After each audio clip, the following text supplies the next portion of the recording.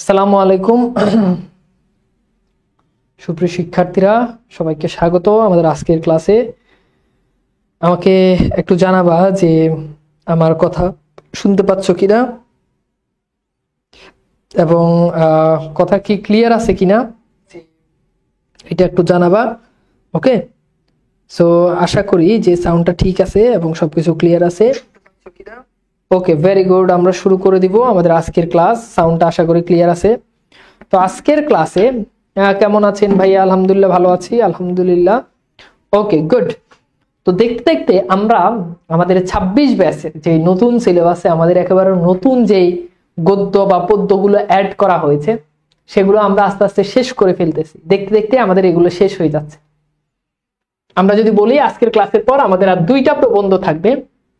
একটা হচ্ছে গন্তব্য কাবুল, গন্তব্য কাবুল এটা, আরেকটা হচ্ছে আরেকটা কি কপিল দাস মুর্মুর শেষ কাজ, ওইটা, তাই না?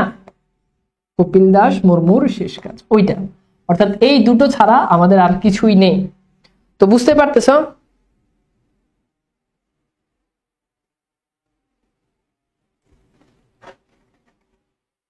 ঠিক আছে, ওকে, গুড।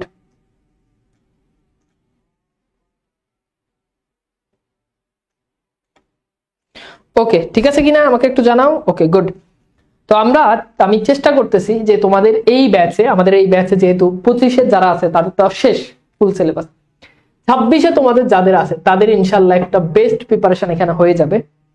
A to Z সবকিছু আমি তোমাদের জন্য একদম যা যা কিছু দরকার সবকিছু তোমাদেরকে দিয়ে দিচ্ছি ইনশাল্লাহ। এবং আমি বিশ্বাস করি যে আমি যে নতুন গদ্য পদ্যগুলোর ক্লাস নিচ্ছি এগুলো সবচেয়ে ইন্টারেক্টিভ ক্লাস তোমাদের জন্য। এগুলো তোমরা যদি বাসায় যদি ভালো করে পড়ো তাহলে দেখবে যে তোমাদের এগুলো কভার হয়ে গেছে। 26 ব্যাচের স্টুডেন্টরা খুব গুরুত্বপূর্ণ। এই জিনিসগুলো এখনো তোমরা দেখবে যে এখনো বাজার ওরকম গাইড বই আসে না, সেই জায়গাতে আমি তোমাদের জন্য, ঠিক আছে, এই কোর্সটা কিনলে, এই যেই কোর্স কিনছো ওই কোর্সে এখন আমাদের যেই সিরিজ, এই সিরিজে একটার পর একটা কোর্স আসতেই থাকবে। 1 2 3 4 5 1.0 2.0। এখন তোমাকে এই কোর্সটা করলেই হবে। দেখো এখানে তো 26 ব্যাচের সবকিছু আমি পড়াই দিচ্ছি, এটা কেমন প্রশ্ন? এটা তো একটা, এখানে তো 26 ব্যাচের সবকিছু প্রস্তুতি হয়ে যাচ্ছে। তাহলে তোমাকে আবার মানে তোমার বাপের যদি অনেক টাকা থাকে তাহলে আমাদের পরের কোর্স আসলে পরের কোর্স কিনবে, কিনলে তো ভালো, আমার পকেটে টাকা ঢুকবে। ঠিক আছে, এইখানে 26 ব্যাচের জন্য এনাফ, যা যা দরকার সবকিছু তোমাদেরকে পড়াই দিচ্ছি। যা যা দরকার সবই তো পড়াই দিচ্ছে। ধরো আমার 4.0 কোর্স শেষ, তাহলে আমি 5.0 আনবো না? আমার 6.0 5.0 শেষ, আমি 6.0 আনবো না? ওইটাই তোমার তো দরকার নাই আবার নতুন কোর্স কেনার, এখানে তো সবকিছু কমপ্লিট করে দিচ্ছি। দরকারটা কি তোমার নতুন বইয়ের ব্যাপারটা? বই তো তোমরা, আমার নতুন বই বের হলে তোমরা সেটা পাবাই। প্র্যাকটিস বই না, মূল বই বের হলে সেখানে প্র্যাকটিস ট্যাকটিস সহ সবকিছু থাকবে, এভরিথিং। বুঝছো? তো আলাদা কোর্স কিনা লাগবে না। আর যে কোর্সে আছে ওই কোর্সেই তো সবকিছু কমপ্লিট করে দিচ্ছি। ঠিক আছে,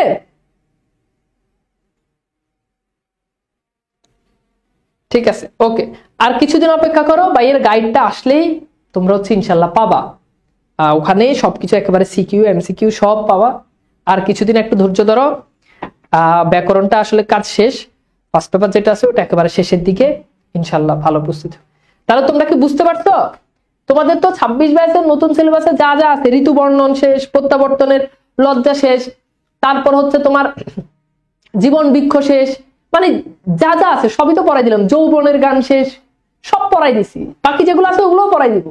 দেখো তোমরা খালি হিসাব করো, দেখো এই কোর্সে তোমাদের ক্লাস দেওয়ার কথা ছিল কয়টা, ক্লাস কয়টা হয়েছে? বাংলা ক্লাস কয়টা বাংলা ক্লাস হয়েছে? এবং নেক্সট আরো ক্লাস পাচ্ছ। যা দেওয়ার কথা ছিল আমি এর থেকে কোনো অংশ তোমাদেরকে কম দিই নাই, সব দিব। যা যা দেওয়ার কথা সবই তোমাদেরকে দিব, কিছুই তোমরা কম পাবে না ইনশাল্লাহ। ঠিক আছে, গুড, ওকে, ঠিক আছে, ওকে, ওকে। তাহলে আমরা কি শুরু করতে পারি? জি, এটা এই ক্লাসগুলো তোমাদের মিনিমাম এইচএসসি পরীক্ষা পর্যন্ত তোমরা আমাদের ওয়েবসাইটে পাবা। সো ক্লাসগুলো থাকবে, যখন ইচ্ছা তখনই দেখতে পারবা, কোনো সমস্যা নাই। ঠিক আছে, সব পাবা। বুঝছো? আচ্ছা, ঠিক আছে। জি, সব ক্লাস রেকর্ড থাকবে, সব ক্লাসই তোমরা রেকর্ড পাবা। জি ভাইয়া শুরু করেন। ওকে, ঠিক আছে, গুড। তো চলো আমরা তাহলে শুরু করে দিই আমাদের আজকের ক্লাস। ওকে, তো আজকে আমরা পড়বো সাহিত্যে খেলা এই প্রবন্ধটা নিয়ে। তো আমরা একটু দেখি, এটা প্রমোদ চৌধুরী লিখেছেন। প্রমোদ চৌধুরী সাহিত্যে খেলা প্রবন্ধটি সর্বপ্রথম প্রকাশিত হয় সবুজ পত্র পত্রিকায়। তাহলে কোন পত্রিকাতে এই প্রবন্ধটা সর্বপ্রথম প্রকাশিত হয়? উত্তর হচ্ছে সবুজ পত্র। বলো তো ভাইয়া কোন পত্রিকা? কোন পত্রিকা? সবুজ পত্র পত্রিকা, ঠিক আছে। এবং কোন সংখ্যায় এটাও আসে? শ্রাবণ পত্রিকায়, শ্রাবণ বঙ্গাব্দ মানে শ্রাবণ সংখ্যা এটা প্রকাশিত হয়। শ্রাবণ সংখ্যা মানে কি? মানে যে দেখবা অনেক সময় দেখবা যে বৈশাখ সংখ্যা, চৈত্র সংখ্যা, মানে বৈশাখ মাসে প্রকাশিত হয়েছে যে সংখ্যা, তাহলে শ্রাবণ মাসে প্রকাশিত হয়েছে পত্রিকার যে সংখ্যা তাকে বলে শ্রাবণ সংখ্যা, ঠিক আছে। পরে তার প্রবন্ধ সংগ্রহ বইয়ে এটা সংকলিত হয়। তাহলে এটাতে সংরক্ষিত আছে, সংকলিত আছে কোথায়? তার প্রবন্ধ সংগ্রহ। হ্যাঁ, ঠিক আছে, ওকে। এইবার আসো আমরা একটু দেখি, এইখানে একটু যাই এই প্রবন্ধে সাহিত্য চর্চার আদর্শ ও উদ্দেশ্য সম্পর্কে। মানে তোমরা বাংলার নব্য লেখকদিগণের প্রতিনিবেদন, এইটা কি তোমাদেরকে পড়ানো হয়েছে? পড়ছো তোমরা এটা?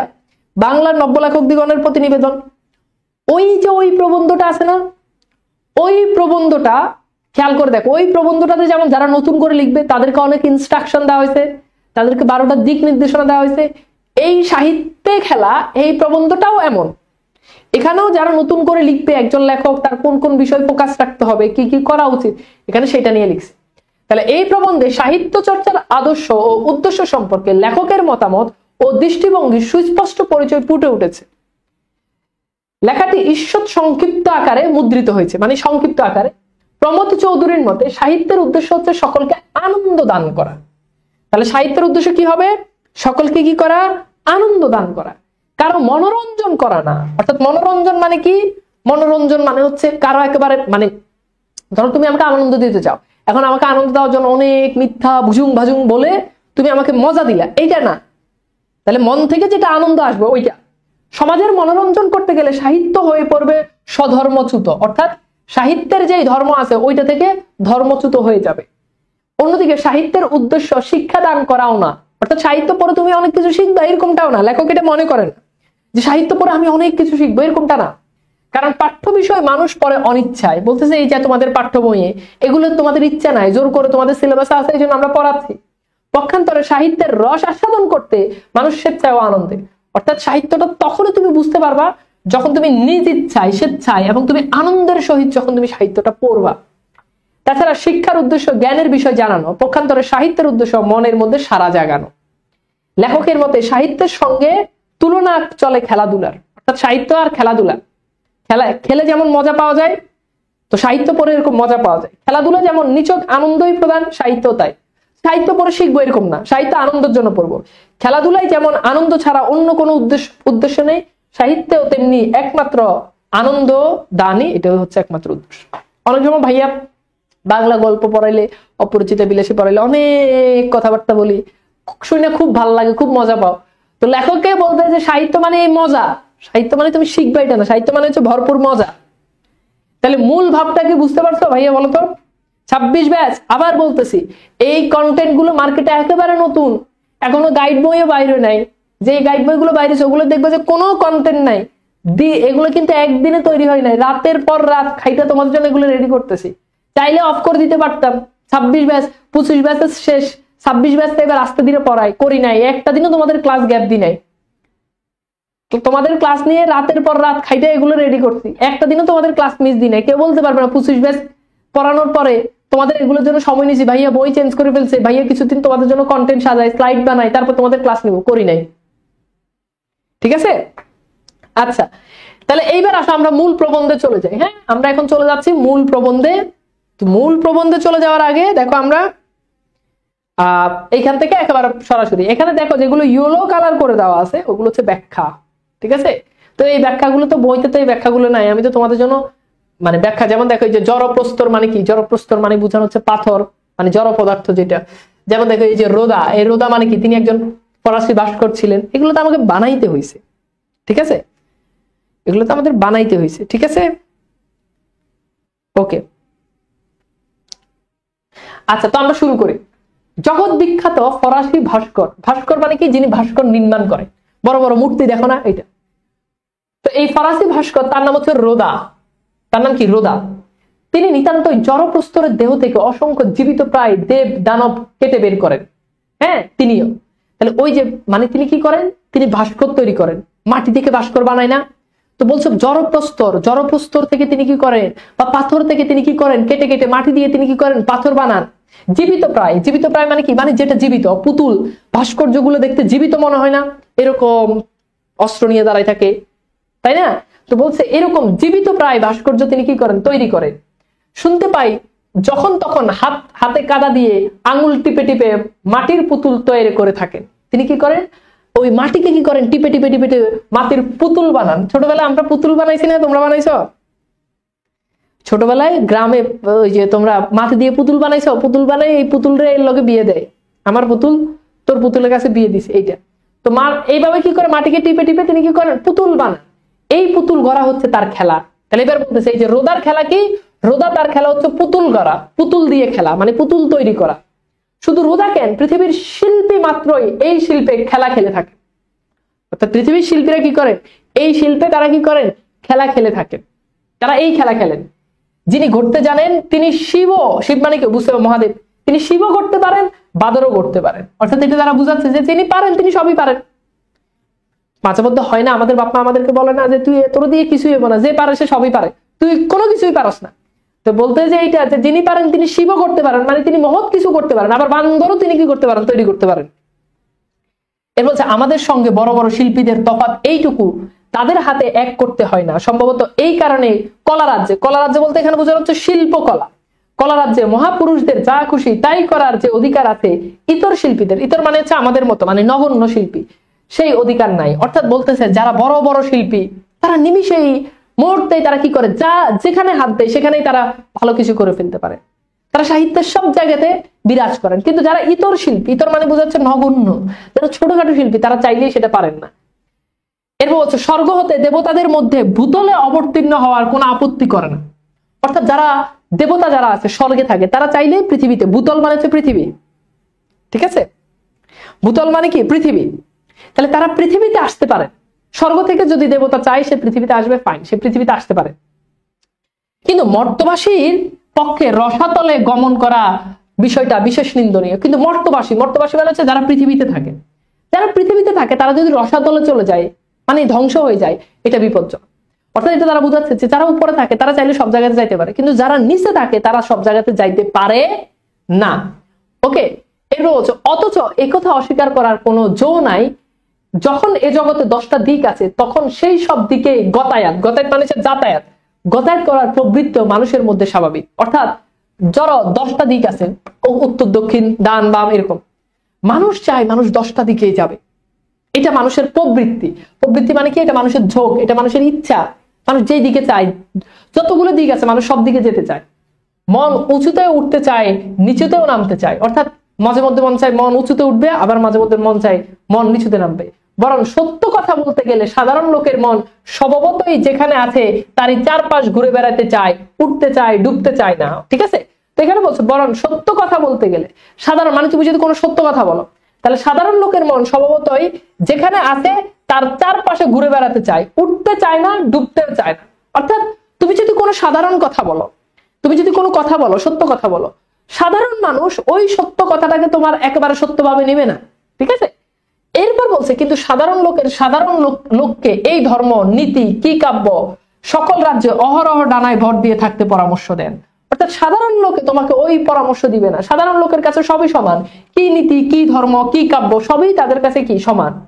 একটু উঁচুতে না চললে আমাদেরকে দর্শক এবং শ্রোত্রী, মানে এখানে বোঝাচ্ছে শ্রোতৃমণ্ডলের নয়ন মন আকর্ষণ করতে পারে না। অর্থাৎ কেউ একজন যদি উপরে উঠে, কেউ যদি অনেক টাকা পয়সার মালিক হয়, তার যদি বাড়ি গাড়ি থাকে, তাহলে আমরা কি করি? তার কথা শুনতে চাই। সে মানে দুনিয়ার সব কাম করুক, কিন্তু তবু আমরা তার কথা শুনতে চাই। এখন একটা রাস্তার একটা ফকির যদি তোমার মোটিভেশন দেয়, তুমি তার কাছ থেকে মোটিভেশন নিবা? ঠিক আছে? তুমি কি আচ্ছা এই ঠিক আছে, বুঝতে পারছো? বলতে সেটা যদি করতে চায়, তাহলে তুমি কি তার কাছ থেকে মোটিভেশন নিবা? না। এখন তুমি আমার কাছ থেকে মোটিভেশন নিতেছো কেন? কারণ তুমি ভাবতেছো যে তার কাছ থেকে মোটিভেশন নিব, তিনি উপরের মানুষ, ঠিক আছে? ধরো তো এখন বলতে যে আমরা তখন মানুষ কি করতে চাই, মানুষ চাই উঁচুতে উঠতে, কারণ উঁচুতে না উঠলে তার কথা কেউ শুনবে না, তাই না? এরপর বলছে যে আমাদের উপদেশ কেউ মানে না, রঙ্গমঞ্চে না চললে, রঙ্গমঞ্চ মানে হচ্ছে ওই যে যাত্রাপালায় যে অভিনয় করে না, ওটাকে বলে রঙ্গমঞ্চ। রঙ্গমঞ্চে না পড়লে আমাদের অভিনয় কেউ দেখে না। তাহলে আমাদের অভিনয় কেউ দেখে না যদি আমরা রঙ্গমঞ্চ অভিনয় যেখানে করা হয় সেখানে যদি না উঠি। আর কাষ্ঠমঞ্চে না দাঁড়ালে আমাদের বক্তৃতা কেউ শুনে না।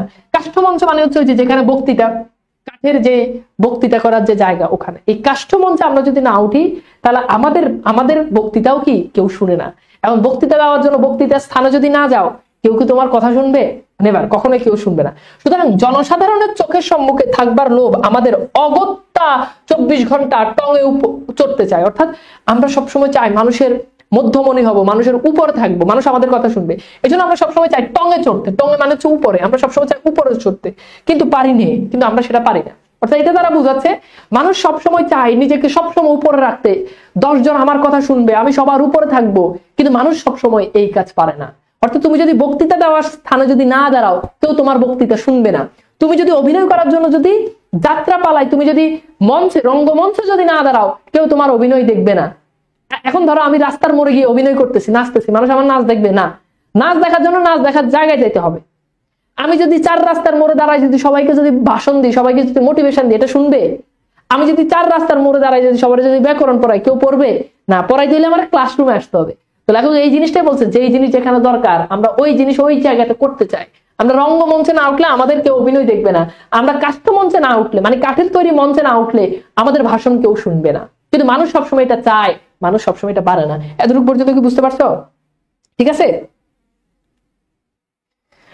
বানানের যে একটা ক্লাস হয়েছে, ওকে ঠিক আছে, বানানের যে একটা ক্লাস হয়েছে, ওই একটা ক্লাসে তোমাদেরকে সবকিছু দেখাই দেওয়া হয়েছে, একদম যত বানান আছে সবকিছু, সব নিয়ম তোমাদেরকে পড়াই দেওয়া হয়েছে। ঠিক আছে। অনেকেই আসো যে মানে রিসেন্টলি কোর্সে ভর্তি হয়েছো, মানে অনেকেই আসো যে, তো সেক্ষেত্রে তুমি যে লাইভ ক্লাসগুলো পাইছো আলহামদুলিল্লাহ, আর যেগুলো পাওনি সেগুলো তো তুমি রেকর্ডেড।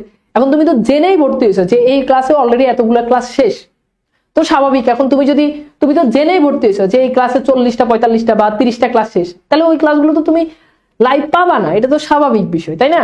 তো তুমি অপেক্ষা করতা পরের কোর্স কিনতা, যদি লাইভ ক্লাস করার যদি ইচ্ছা থাকে। আর যদি ইচ্ছা যদি না থাকে তাহলে তো এটা কোর্স হয়, এবং এখানে সবগুলো ক্লাস রেকর্ডেড পাবাই। লাইভ ক্লাস গুলোই তো রেকর্ডেড পাবা, তাই না? এমন তো না যে রেকর্ডেড ক্লাস, ওই লাইভ ক্লাস গুলোই তো তোমরা রেকর্ডেড পাচ্ছ, সো প্রবলেম নাই। জাস্ট ক্লাসগুলো করলেই হবে।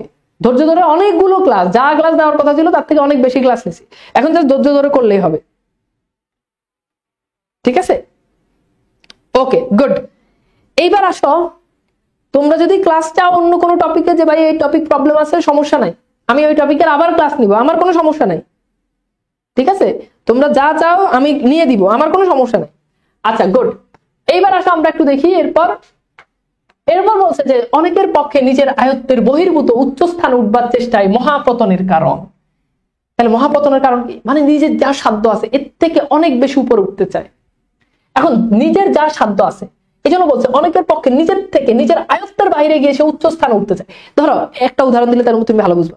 ধরো তুমি জীবনে পড়াশোনাই করো নাই, তুমি জীবনে মানে 2 পর্যন্তই পড়ো নাই, তুমি জীবনে কখনো ক্লাস 5 এর গন্ডি পারো নাই। তোমার কেউ যদি জিজ্ঞেস করো যে আপনি কিসে পড়েন, তুমি জীবনে 5 পর্যন্তও পড়ো নাই, তুমি যদি বলো আমি সেকেন্ড ইয়ারে পড়ি, তাহলে এইটা কি হবে? তো বলছে এইটা তার জন্য মহাপতনের কারণ হবে।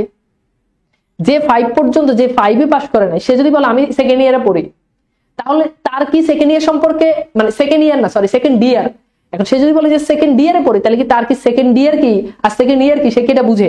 তার কাছে সায়েন্স কি, আর্টস কি, ফিজিক্স কি, সেটাই কি বুঝে না। এইটা তার জন্য মহাপতনের কারণ। তো ঘটনাটা কি? ঘটনাটা হচ্ছে আমরা যখন যেটা আমাদের আয়ত্তে নাই ওইটা করতে গেলে আমাদের জন্য, আমি ইংরেজি পারি না, আমি ইংরেজি বলবো না, কিন্তু আমি ইংরেজি না পেরেও যদি বলতে যাই তাহলে ভুলভাল ইংরেজি বলবো, মহাপতন। ঠিক আছে, দেখো এই জিনিসটা বলছে। এসব কথা বলার অর্থ এই যে কষ্টকর হলো আমাদের পক্ষে অবশ্য মহাজনদের অনুসরণ করাটা কর্তব্য। এখানে মহাজন বলতে কাকে বোঝাচ্ছে? মানে আমাদের যারা মানে যারা কবিগুরু রয়েছে, যারা আমি বলতে পারি যারা হচ্ছে সিনিয়র কবি, ওকে, অর্থাৎ যারা আমাদের পূর্বপুরুষ, যারা রবীন্দ্রনাথ, নজরুল, যারা আগে লিখেছেন, মাইকেল, তাদেরকে অনুসরণ করা আমাদের জন্য কি কর্তব্য। কিন্তু ডাইনে বাই ছোটখাটো গলি গুজিতে খেলার ছলে প্রবেশ করার যে অধিকার তাদের আছে, সে অধিকার আমরা কেন বঞ্চিত হব? অর্থাৎ আমরা ওই মহাজনদের মতো যারা পূর্বে লিখে গিয়েছে তাদের মতো করে আমরাও লিখতে পারবো, লিখতে গিয়ে আমরা কেবল খালি তাদেরকে অনুসরণ করবো এরকম না, আমরা চাইলে আমাদের মতো করে অনেক জিনিস আমরা কি করতে পারবো, অ্যাড করতে পারবো। এটাকে বলছে যে ডাইনে বায়ে ঘোরার অধিকার, অর্থাৎ ডাইনে বায়ে আমরাও চাইলে একদম আমি হুবহু নজরুলের মতো লিখবো না, আমি চাইলে আমার লেখার মধ্যে নজরুলের ভাবটাকে নিয়ে আমি লিখে আমার মতো করে আমি সাজাতে পারি। এই জন্য বলছে যে আমরাও চাইলে কেবল তাদের মতো হুবহু না লিখে কিছুটা পরিবর্তন করে লিখতে পারবো। গান করতে গেলেই যে সুর তারাই সুর চড়িয়ে কি গান করতে গেলেই যে সুর তারাই চড়িয়ে রাখতে হবে, কবিতা লিখতে গেলেই যে মনের শুধু গভীর ও প্রখর ভাব প্রকাশ করতে হবে, এমন কোন নিয়ম থাকা উচিত নয়। তাহলে লেখক মনে করে যার সুর আছে কেবল সেই গান গাইতে পারবে না, আমার সুর শুনলে মানুষজন পালাই যাবে, তাহলে ফাইন, আমিও গান করতে পারবো। মানে গান করতে হলে যে সুর থাকতে হবে এরকম না, কবিতা লিখতে হলে যে একেবারে মনের ভাব সব উতলাই কবিতার ভিতর দিয়ে দিতে হবে এরকম না, অর্থাৎ তোমার যা মনে হয়েছে তুমি তাই লিখে ফেলো। লেখক বলতে এটাই হবে। শিল্পরাজ যে খেলা করার প্রবৃত্তি নেয়, অধিকারও বড় ছোট সকলের সমান আছে। অর্থাৎ কেউ একেবারে সাহিত্য লিখতে হলে, শিল্পকলা বলতে শিল্পরাজ মানে বুঝতে পারতেছে, অর্থাৎ কেউ সাহিত্য লিখতে হলে তাকে একেবারে কবি হতে হবে তারপর লিখতে হবে এরকম না, যে কেউ চাইলে লিখে ফেলতে পারে। এমনকি একথা বললেও অত্যুক্তি হয় না, অত্যুক্তি মানে হচ্ছে বাড়াবাড়ি, অতিরঞ্জিত হবে না। এই পৃথিবীতে একমাত্র খেলার ময়দানে ব্রাহ্মণ শূদ্রের প্রভেদ নাই, অর্থাৎ ব্রাহ্মণ আর শূদ্র, অর্থাৎ উঁচু নিচু ধনী গরিবের মধ্যে কোনো পার্থক্য নাই। খেলার মাঠে কি কোনো পার্থক্য আছে? ছোটবেলায় এখনো আমরা যারা বল খেলতে যাই, ব্যাডমিন্টন খেলতে যাই, খেলতে গেলে যার বাপের অনেক টাকা সেও আমার সাথে খেলে, আর আমি ফকিন্নি আমিও তার সাথে খেলতেছি। অর্থাৎ খেলার মাঠে কি কখনো পার্থক্য আছে যে রাজার ছেলে এর সাথে তো খেলা যাবে না, আমি তো গরিব, যে একেবারে এলাকার সবচেয়ে ধনীর ছেলে খেলার মাঠে সেও সমান আমিও সমান, তার জন্য 2 বল বেশি এরকম হয়? যদিও ছোটবেলায় হইতো, সেটা আলাদা বিষয়, যার বল যার ব্যাট, সে আউট হইলে আউট না। কিন্তু ব্যাপারটা হচ্ছে কি, খেলার মাঠে তো সবই সেম এরকম বলছে। এরপর বলছে রাজার ছেলের সঙ্গে দরিদ্রের ছেলে খেলায় যোগ দেওয়ার অধিকার আছে, অর্থাৎ এখানে কোনো পার্থক্য নাই। ফাইন, তাহলে খেলার মাঠে কোনো পার্থক্য নাই। লেখক বলছে সাহিত্যের মাঠেও এটার কি নাই, কোনো পার্থক্য নাই।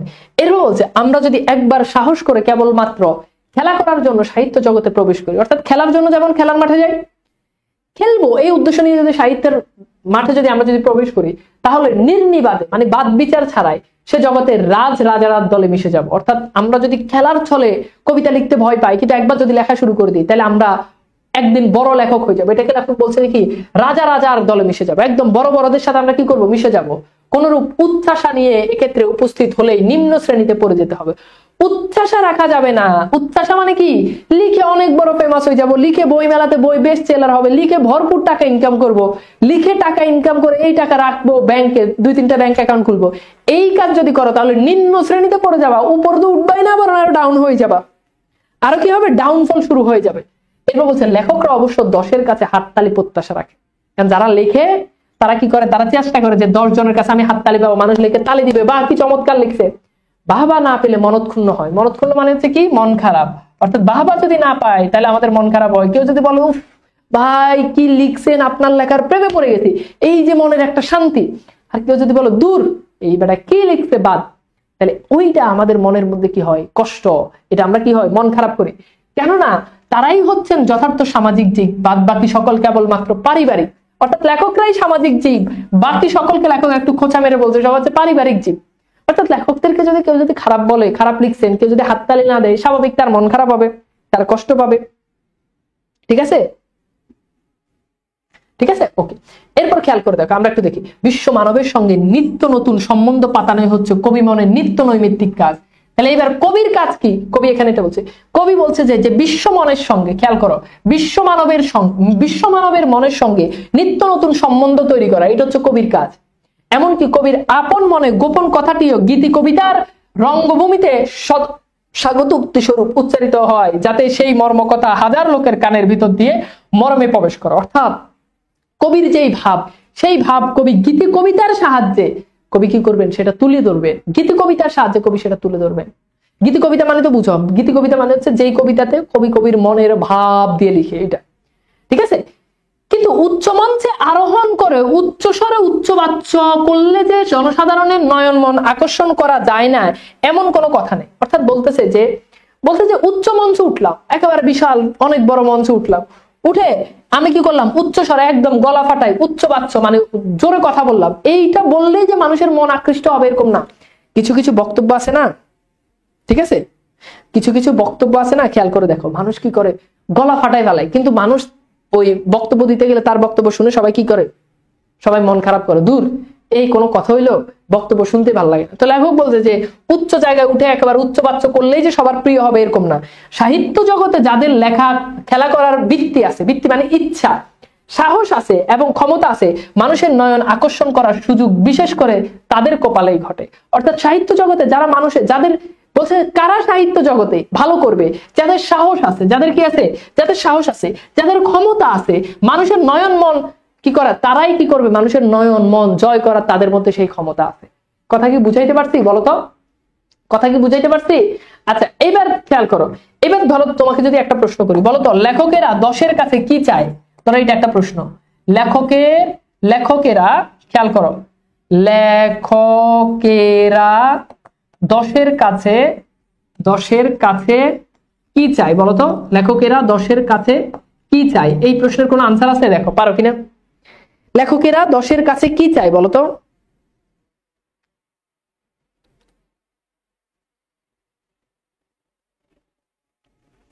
বলো, গুড, কি চাই? লেখকেরা 10-এর কাছে কি চাই? লেখকেরা 10-এর কাছে হাততালি চায়, হাততালি। দেখছো, এই যে দেখো, লেখকেরা 10-এর কাছে কি চাই? এই যে হাততালি প্রত্যাশা করেন। কি প্রত্যাশা করেন? উত্তর হচ্ছে হাততালি প্রত্যাশা করেন। এবার যদি পরীক্ষা, যে এবার যদি প্রশ্ন করি যে লেখকেরা কি না পেলে মনৎক্ষুণ্ণ হন বলতো, ধরো একটা মুখোমুখি একটা প্রশ্ন করি, লেখকেরা কি না পেলে মনৎক্ষুণ্ণ হন, লেখক কি না পেলে মনৎক্ষুণ্ণ হন, তাহলে কি উত্তর কি হবে? বাহবা। লেখক বাহবা না পেলে কি হয়? মনৎক্ষুণ্ণ হয়, লেখকের মন খারাপ হয়। ওকে, এই জিনিসগুলো এইভাবেই পরীক্ষাতে এমসিকিউ আসে। ক্লাসের শেষে আমি এমসিকিউ গুলো সলভ করবো। মানুষে যে খেলা দেখতে ভালোবাসে তার পরিচয় তো আমরা এই চর সমাজেও নিত্য পাই। অর্থাৎ লেখকেরা যে খেলা দেখতে ভালোবাসে, মানুষেরা যে খেলা দেখতে ভালোবাসে, তার মানুষ কিন্তু পড়তে আমাদের কি কারো ভালো লাগে? কখনোই ভালো লাগে না।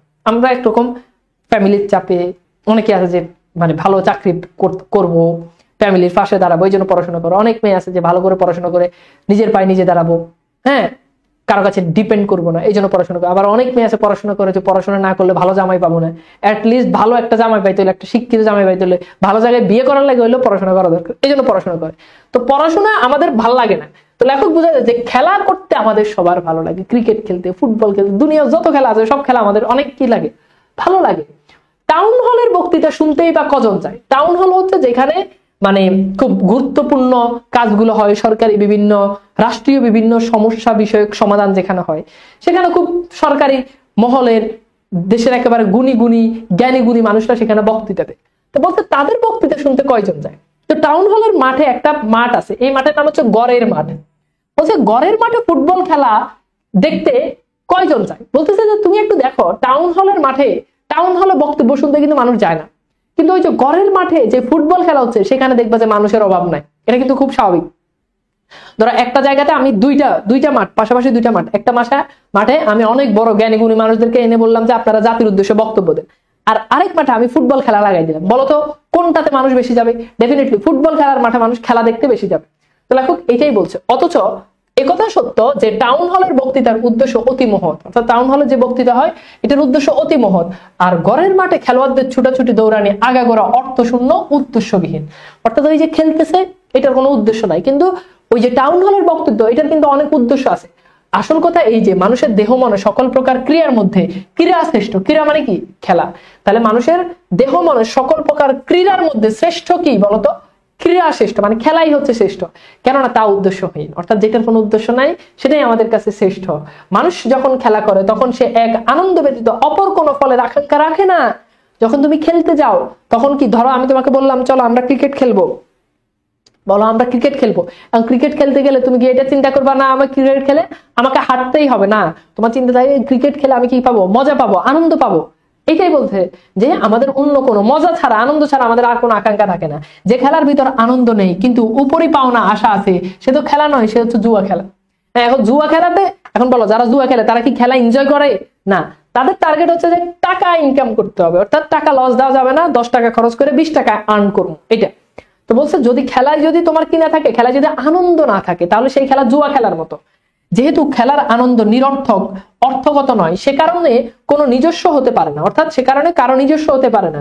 আনন্দ সকলেরই অধিকার আছে, অর্থাৎ সেই খেলার আনন্দ আমাদের সকলের অধিকার আছে।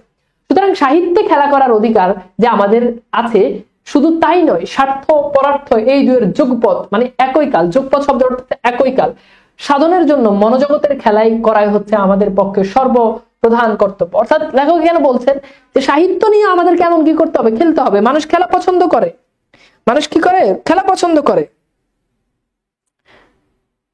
ঠিক আছে, মানুষ কি করে, খেলা পছন্দ। ভাই আপনি যা পড়াইছেন কলেজের পরীক্ষা তাই আসছে, তাই আসবে। এটা খালি কলেজের পরীক্ষা না, খালি কলেজের পরীক্ষা না, এটা বোর্ড পরীক্ষা। তো পরীক্ষা দিয়ে আইসে নাচবা যে ভাই এই কোর্সে ছিলাম ভাই অস্থির, যা পড়াইছেন তাই, এটা নাচবা পরীক্ষা দিয়ে আইসে। খালি পড়ো, খালি ক্লাসগুলো করো, আর কিছু লাগবে না।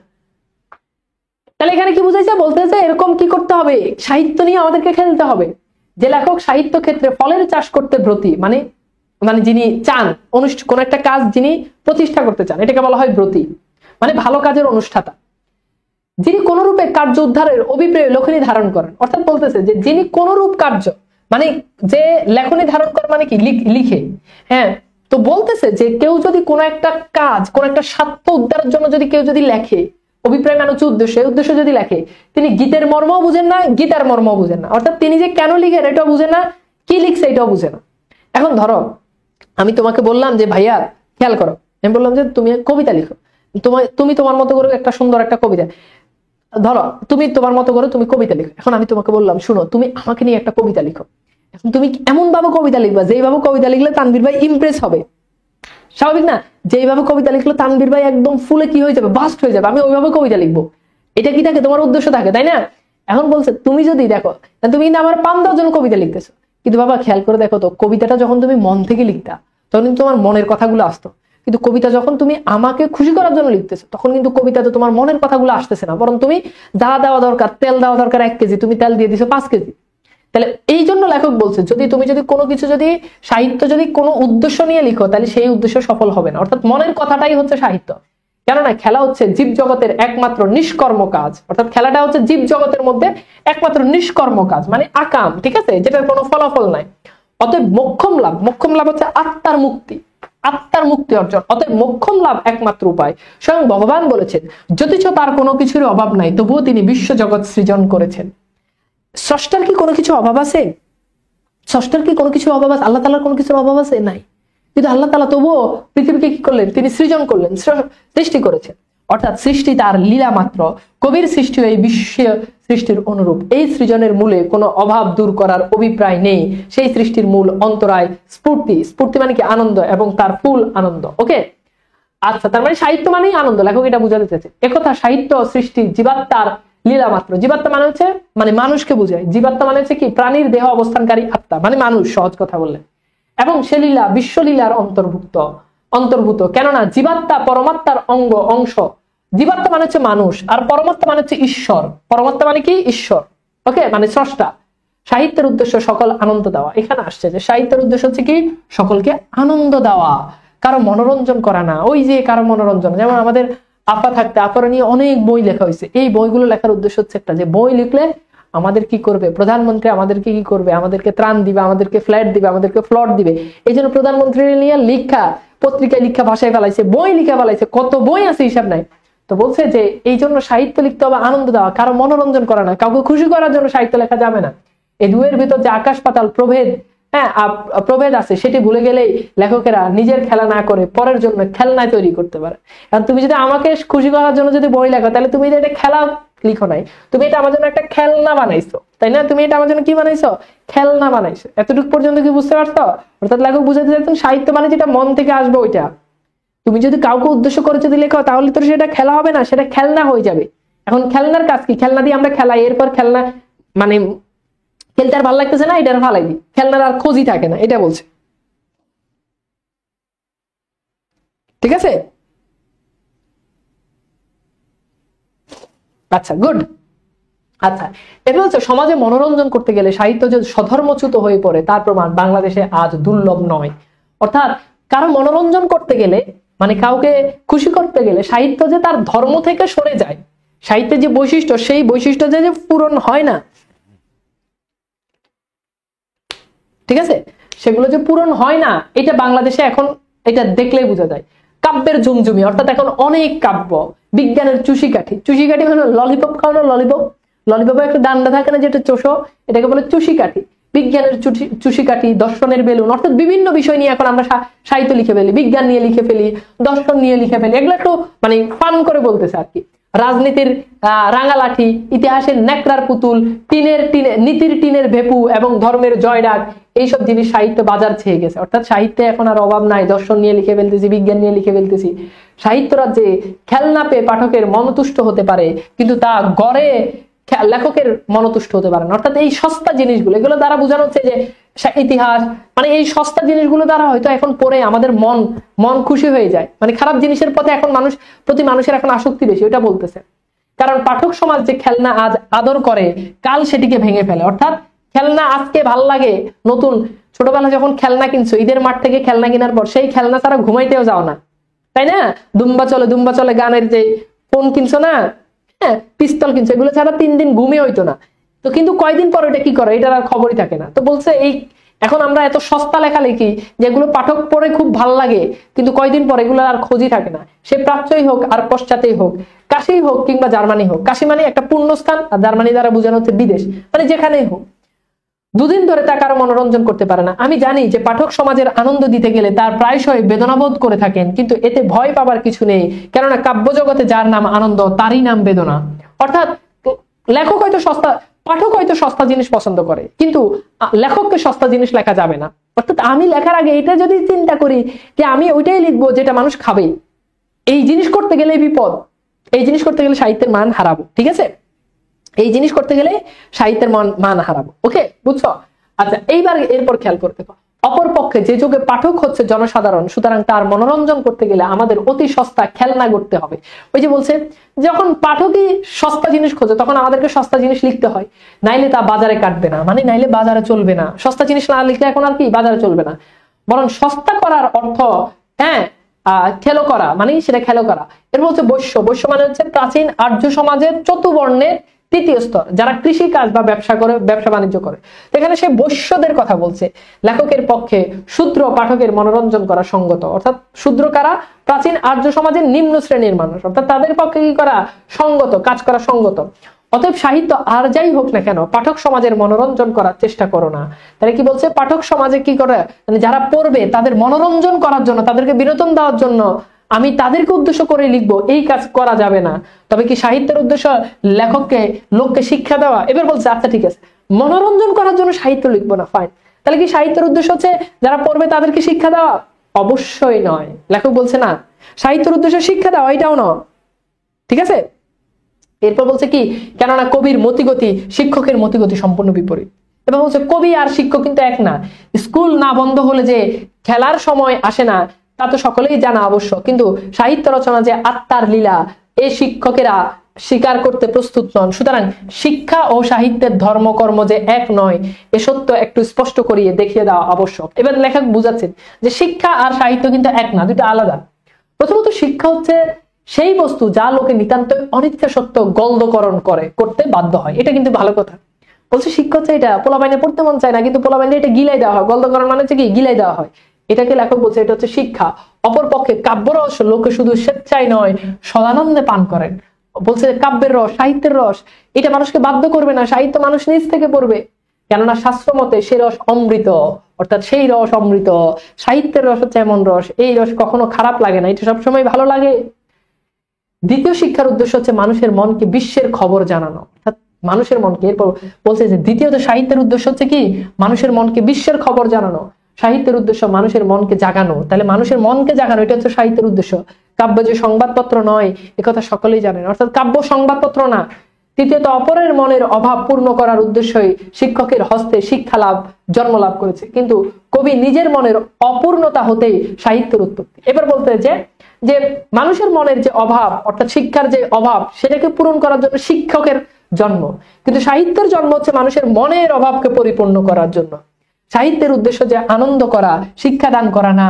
একটা উদাহরণের সাহায্যে তার অকট্য প্রমাণ দেওয়া যেতে পারে। এবার লেখক একটা উদাহরণ দিচ্ছে, বাল্মীকিকে আদি কবি।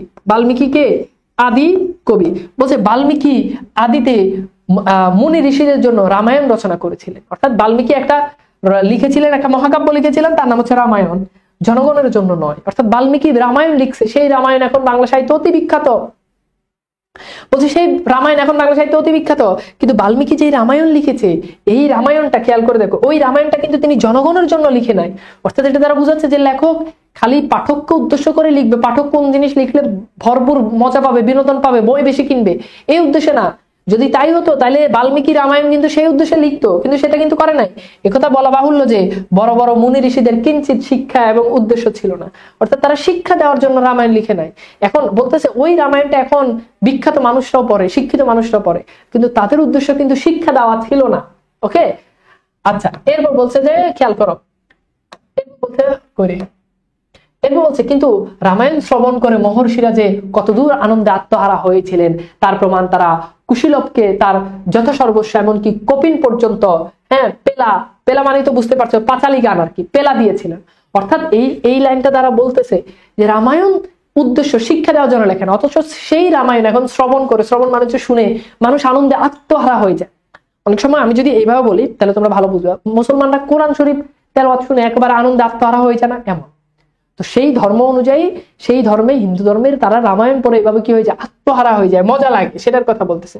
রামায়ণ কাব্য হিসাবে যে অমর এবং জনসাধারণের আজও তার শ্রবণ পঠনে আনন্দ উপভোগ করে, তার একমাত্র কারণ আনন্দের ধর্মই যে তার সংক্রামক। অপর পক্ষে লাখে একজনও যে যোগ বিশিষ্ট রামায়ণের ছায়া মারান না, তার কারণ যে বস্তু লোকের শিক্ষা দেওয়ার উদ্দেশ্য রচিত হয়েছিল, আনন্দ দেবার উদ্দেশ্য নয়।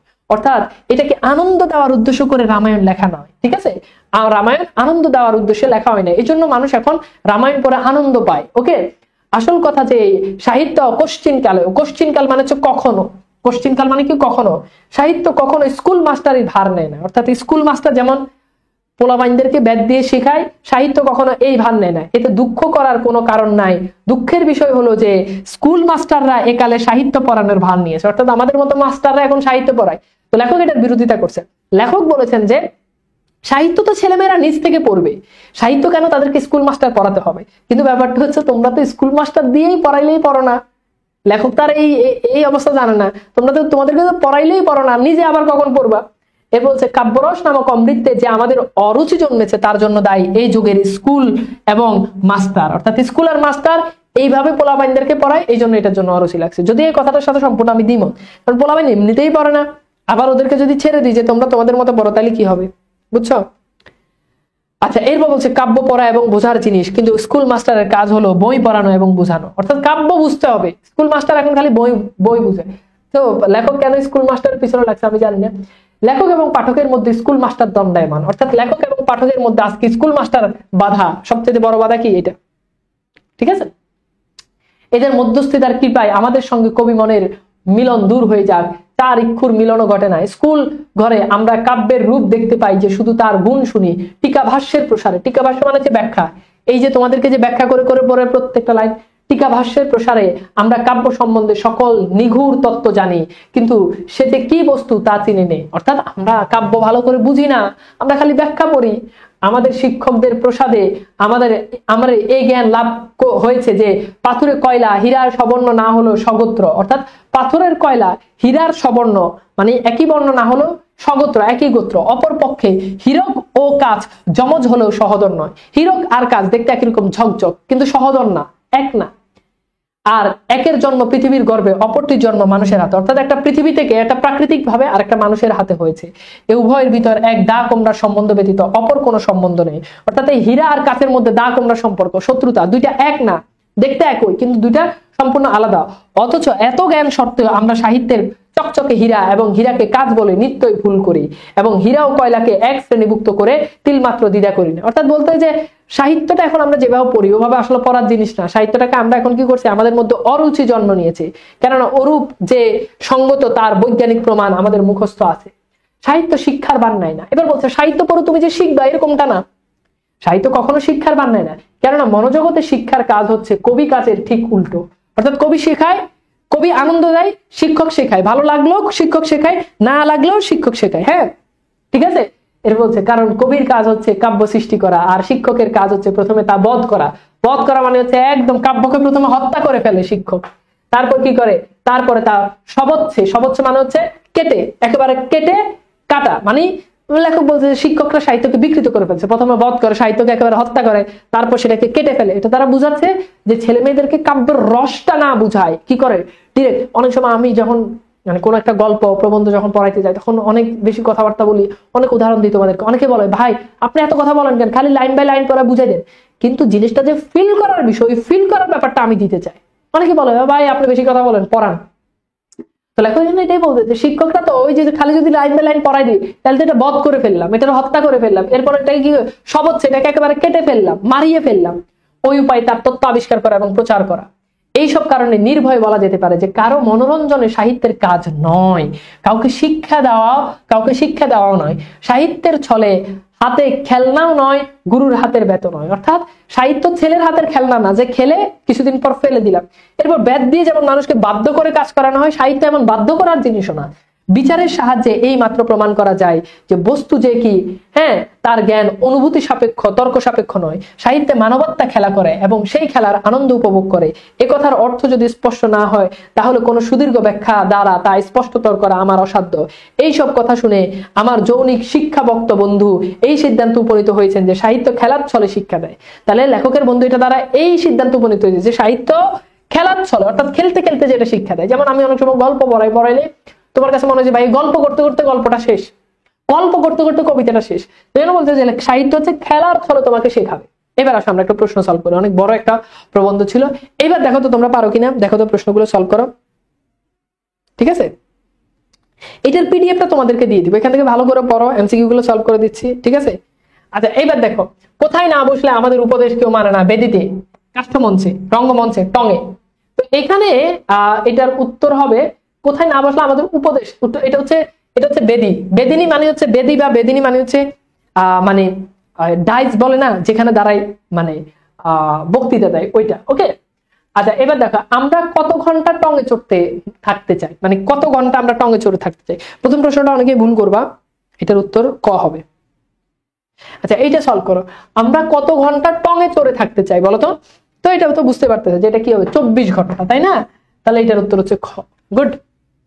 আচ্ছা এবার দেখো, অনেকের পক্ষে নিজের আয়ত্তের বহির্ভূত উচ্চ স্থান উঠবার চেষ্টায় কিসের কারণ? এটা পারবা, এটা পড়াইছি তোমাদেরকে। অনেকের পক্ষে নিজেদের আর দুইটা আমাদের ইয়া বাকি আছে, একটা হচ্ছে কপিল দাস মুর্মুর শেষ কাজ, আর একটা হচ্ছে গন্তব্য কেবল। ইনশাল্লাহ এই দুটো আমরা পড়াবো, এরপরে এই দুটার ক্লাস হবে ইনশাল্লাহ। ওকে, তাহলে দেখো অনেকের পক্ষে নিজের আয়ত্তের বহির্ভূত উচ্চ স্থানে উঠবার চেষ্টায় কিসের কারণ? তাহলে বুঝতে পারতেছো কি, মহাপতনের কারণ। এটা ক্লাসে পড়াইছি না? ওকে, এরপর দেখো কাদের পথ অনুসরণ করা আমাদের কর্তব্য বলতো। কাদের পথ? মহাজনদের পথ, শিক্ষকদের পথ। আমাদের প্রবন্ধে কোনটা ছিল? প্রবন্ধে ছিল মহাজনদের পথ, তাই না? ওকে, আচ্ছা এরপর দেখো আমরা একটু দেখি পরের প্রশ্ন। বলছে সাহিত্যের মধ্যে সাহিত্যিকদের কি প্রকাশ পায়? মনের আনন্দ, মনের কষ্ট, মনের ক্ষোভ, মনের আকুতি। তাহলে সাহিত্যের মধ্যে সাহিত্যিকদের প্রকাশ পায় কি? মনের আনন্দ, ক। ওকে, এই পৃথিবীতে একমাত্র কোথায় ব্রাহ্মণ শূদ্রের প্রভেদ নাই? তো বলতো উত্তর কি হবে? এটাও পড়াইছি, দেখো যা পড়াইছি তা থেকে এখন দেখো কত রকম এমসিকিউ আসবে, পারবা। তাহলে উত্তর হচ্ছে কি বলতো? খেলার মাঠে। উত্তর কি? খেলার মাঠে। এবার দেখো লেখকেরা অবশ্য 10-এর কাছে হাততালি প্রত্যাশা করেন। এখানে হাততালি মানে কি? এখানে অ্যাকচুয়ালি হাততালি বলতে তো অ্যাকচুয়ালি হাততালি বুঝাই নাই, মানে কি প্রত্যাশা করেন লেখকরা?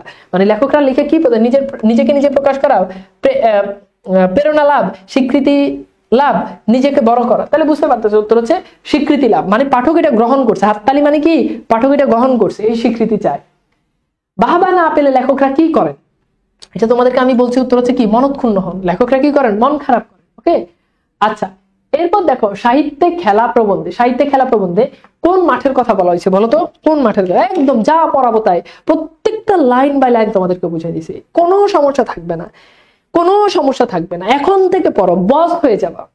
এখন থেকে একটু মনোযোগ দিয়ে পড়ো, বস হয়ে যাবা, বস।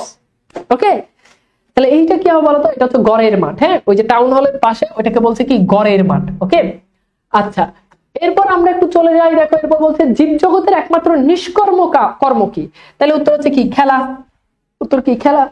ওকে, এরপর দেখো আমরা দেখি আনন্দ ও মনোরঞ্জন একই জিনিস, এক কথা নয়, পরস্পর পরিপূরক। তাহলে আনন্দ এবং মনোরঞ্জন ডেফিনেটলি এক কথা নয়। সহজ প্রশ্ন এটা। সাহিত্যের উদ্দেশ্য নয় কোনটি বলতো? সকলকে আনন্দ দেওয়া, সকলের মনোরঞ্জন করা, সকলের মনকে জাগানো, বিশ্ব মানবের সঙ্গে। হ্যাঁ, এখন একটা আছে যেটা সাহিত্যের কাজ নয়, বলতে হবে যে সেটা কোনটা। একটা আছে যেটা সাহিত্যের কাজ নয়।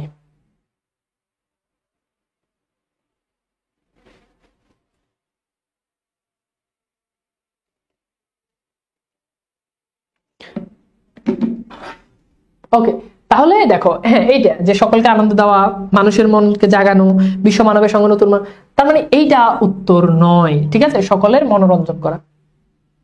ঠিক আছে, সকলের মনোরঞ্জন করা। ওকে, তাহলে এটা আনসার নয়। কথা কি বুঝাইতে পারছি? তাহলে কোনটা হবে বলো তো? উত্তর হচ্ছে খ। উত্তর কি? খ।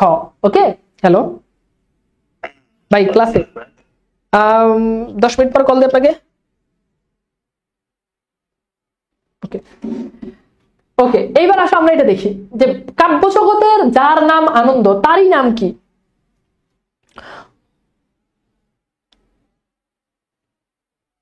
কাব্য কোশ্চেন গুলো সলভ করো।